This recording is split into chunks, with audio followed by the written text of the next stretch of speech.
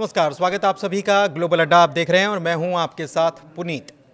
Iran को बीते 2 सालों में एक के बाद एक कई सारे झटके लगे। एक तरफ उसे अपने परमाणु ठिकानों पर इजराइल और अमेरिका के हमले भी झेलने पड़े, तो दूसरी ओर उसकी समर्थित सरकारें, सशस्त्र गुट अरब दुनिया में कमज़ोर भी पड़े। किसकी हम बात कर रहे हैं आपको पता है।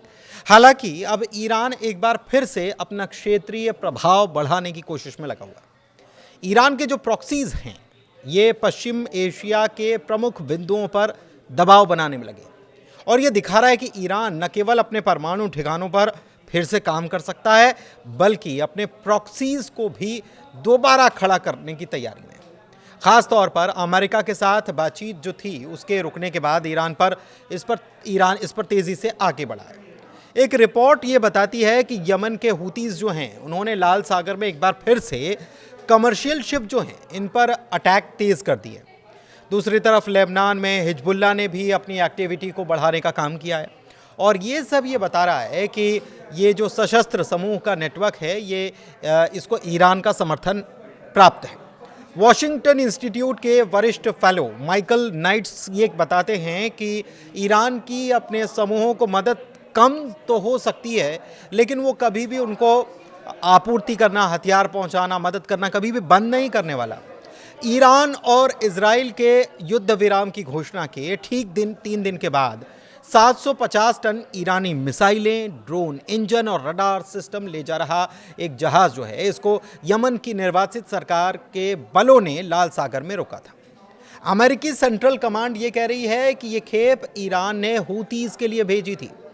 हालांकि ईरान ने अमेरिका के दावे को खारिज किया है और ये कहा है कि ये भटकाने की कोशिश है, ये मुद्दे को शिफ्ट करने की कोशिश की जा रही है। यमन में हूतीज ने हाल ही में लाल सागर में कमर्शियल शिप जो हैं इन पर बड़े अटैक भी करने शुरू किए। हूतीज के एक हमले में जहाज दल के 4 सदस्य मारे भी गए और ब्रिटेन स्थित समुद्री जोखिम प्रबंधन कंपनी वैनगार्ड टेक बता रही है कि जहाज पर सवार 6 लोगों को हूतीज ने पकड़ा भी। हालांकि हूतीज ने कहा कि हमने उनको बचाया।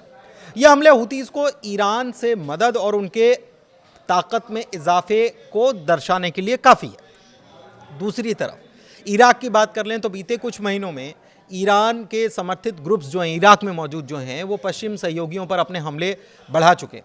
इससे कुर्द नियंत्रित तेल क्षेत्र में तेल उत्पादन पर भी असर हुआ, अस्थिर हुआ है। केआरजी के प्रवक्ता पेशावा हवारमानी ये कहते हैं कि ड्रोन हमलों का मकसद एनर्जी इंफ्रास्ट्रक्चर को तबाह करना है और ये तय करना है कि केआरजी के पास तेल और गैस उत्पादन की कोई ताकत अब बची ना हो, ये तय करना है।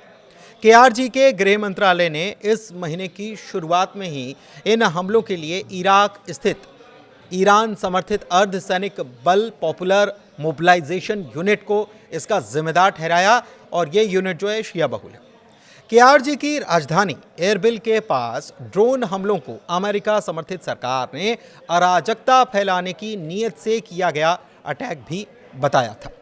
तो ये परिस्थितियां इराक की। ये बात तो सभी को पता है कि लेबनान में हिजबुल्लाह पर बीते साल इजराइल ने खूब हवाई हमले किए, अटैक किए और हिजबुल्लाह के इन हमलों में कमज़ोर होने से लेबनान में ईरान का असर भी कहीं ना कहीं थोड़ा कमज़ोर पड़ा। हिजबुल्लाह नेता हसन नसरल्लाह भी पिछले साल इजरायली हमले में मार दिए गए थे। दूसरी ओर सीरिया में बशर अल असद का तख्ता पलट हो चुका है और इसकी वजह से ईरान को लेबनान तक, यानी लेबनान में मौजूद हिजबुल्लाह तक हथियार पहुंचाने में भी कुछ दिक्कतें पेश आई। जानकार मानते हैं कि हिजबुल्लाह कमज़ोर तो हुआ है, लेकिन ईरान उसे मजबूत करने की कोशिश में लगा हुआ है। क्षेत्रीय सूत्र ये बताते हैं कि इजराइल की ओर से तनाव बढ़ने के डर से हिजबुल्लाह खुद को फिर से एकजुट कर सकता है। सीरिया के नुकसान और लेबनान के बढ़ते भीतरी दबाव के चलते हिजबुल्लाह को अपना अस्तित्व भी संकट में अब लगने लगा है। ईरान की पश्चिम एशिया में अपने समर्थक समूहों को फिर से सशस्त्र करने की ये कोशिश ऐसे वक्त में की जा रही है जब अमेरिका से उसकी बातचीत ठंडे बस्ते में पड़ी हुई है। ट्रंप ने ईरान से बातचीत के लिए कोई जल्दबाजी में न होने की बात भी कह डाली है और दूसरी तरफ ईरान के जो सबसे बड़े नेता हैं, सर्वोच्च नेता अयातुल्लाह अली ख़ामनेई, उनके सलाहकार जो हैं, सीनियर सलाहकार लारीजानी, इन्होंने कहा है कि बातचीत का अभी समय भी नहीं है। उन्होंने भी कह दिया था कि बातचीत का समय नहीं है।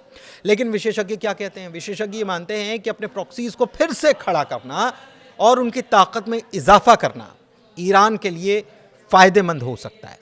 ये बात भी सही है कि ईरान को हाल में काफ़ी झटके लगे हैं, लेकिन फिर भी ईरान अपने आप को मजबूत दिखाते हुए बातचीत करने की बात कहता हुआ नजर आ रहा है और अपनी शर्तें भी लगा रहा है।